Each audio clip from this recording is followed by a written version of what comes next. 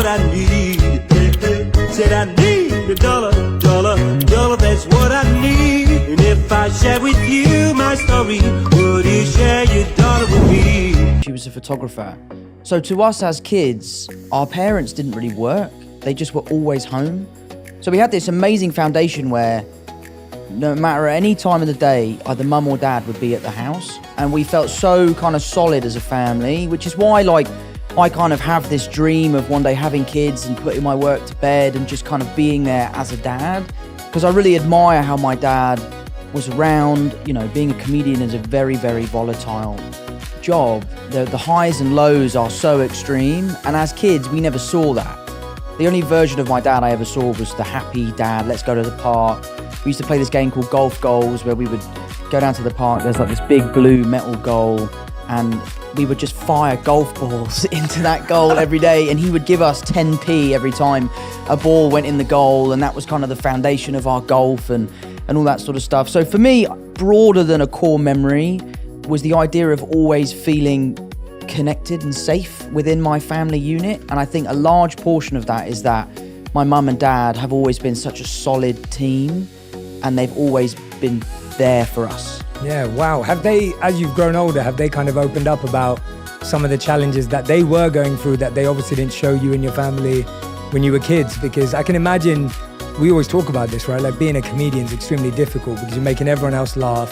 At the same time, it's a career path that, like you said, is completely volatile. Sure. Have they opened up as time's gone on? And how has that felt when you've gone from like seeing your parents always being happy to being like, oh wait, there was all this other stuff going on?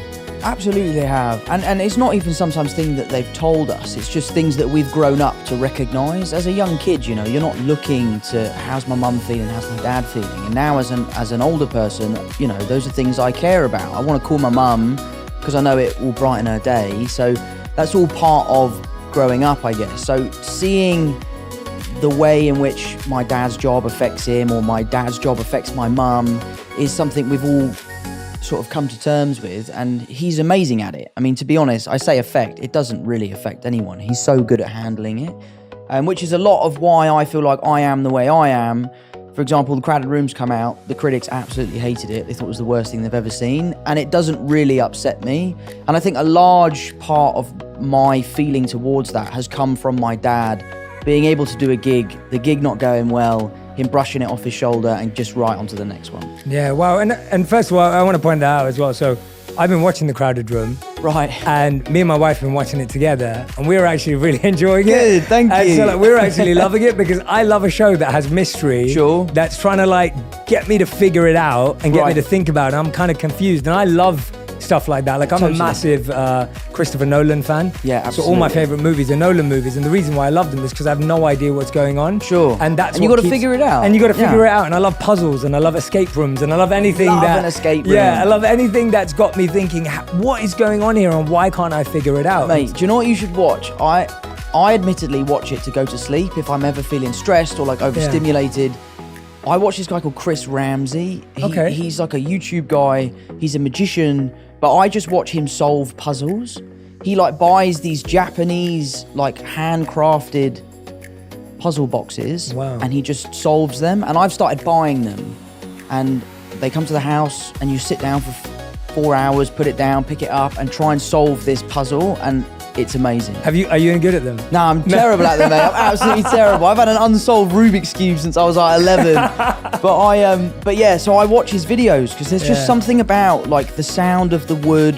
I'm a carpenter, so I love like craftsmanship and that sort of stuff. So I love the way that these pieces are put together. So watching him solve the puzzles, I find so relaxing. Yeah, I think for so many of us, you know, getting bad reviews, perceptions, people talking about us, whatever that may be, whatever scale we live at, can actually affect us. Sure. And you saying that actually seeing your dad, seeing him shrug it off and seeing him move on actually really helped him. Do you think that you've been able to create a bit more of a skill around that now, or is it something that happens naturally for you? Because I'm guessing that there's a lot of people who are listening and watching going, Tom, that's pretty amazing that you can do that at your scale and your level.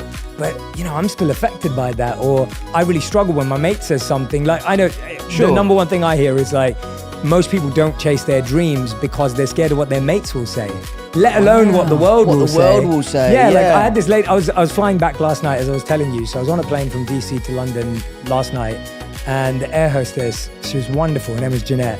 She said to me, she was like, Jay, I really want to start a YouTube channel, but you just got to block out what your friends are going to say, right? And she was just worried about it. So that it's a very real thing. So I guess, have you kind of figured out a little formula for it, or is it just natural because you saw your dad and it's become easier that way? I think it's a little bit of both, really. I think it's something you definitely get better at. I'm really lucky that I have an incredibly strong group of friends. Like, one of my best mates just called me up earlier to say he'd seen the 5th episode, and he's like, I know what happens in the show and I'm still loving it. The people I'm watching it with have no idea what's going on, but they can't wait for the next one. Yeah. So, I really, really hold high the opinions of people that I really care about.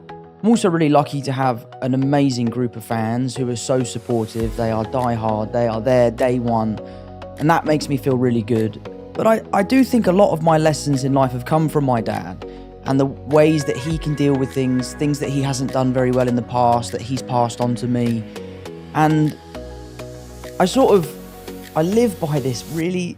I don't actually know if Christian Bale did say this, but I think he did. Bale, so I love Christian Bale. Bale. He said it. Yeah, we'll say he said it. Yeah. But I think the quote is, if you have a problem with me, text me. And if you don't have my number, you don't know me well enough to have a problem with me. That is so good. And I think that is such a great piece of advice, because as a celebrity, you live on this stage, you live out there, you kind of give out a version of yourself that you want people to see. Mm-hmm. And that can be the version of yourself that they can have a problem with or they can love. And there is I feel like I'm quite authentic in my public persona, but I just try to really care about what my family thinks, what my friends think, what the people in my local community think. I live in Kingston. I know everyone that lives there. I can't walk 5 feet without bumping into one of my mum's friends.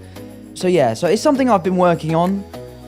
I try my best to not let that stuff affect me. It does. Yeah, of course. I'm not cold-hearted or anything like that. It does affect me, but I just try to move on and focus on the positives. Yeah, absolutely, absolutely. What was did you ever see your dad deal with everything and you thought, wow, that was incredible? Like, was there anything specific that you remember that, like, seeing him, like, tackle something and you thought, wow, that really impressed me, even if it was something really small in hindsight? I think the thing I admire most about my dad is his resilience.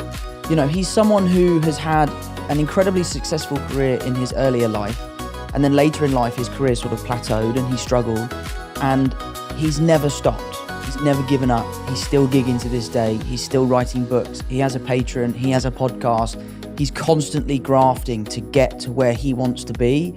And I think being a young kid and seeing your dad continually working as hard as he can to kind of put his best foot forward, for me, has been a huge drive for my work ethic. I'll give it 100% or I'll give it nothing. And I think a lot of that has come from my dad and seeing him deal with that. The funny thing about my dad is, you talk about doing a bad gig. I must have seen him 20 times. I've never seen him do a bad gig. He always seems to absolutely rip it. But maybe that's just because we're in the audience. But no, I owe a lot to my dad, and a lot of the teachings are things he's told me and things I've just witnessed him do. Yeah. And was there ever a piece of feedback or a rumor or something you saw that did affect you, where you actually thought, or at least made you stop and go, God, I'm trying to see the positives, but this one's tough. Like this actually made me have to pause and figure it out. Something that did really upset me, I was in New York, I was shooting the crowded room, and I was having a really hard time with the job just because of how taxing it was, the emotional capacity that I was having to get to every day. And I decided to delete my Instagram because I just felt like I was so addicted to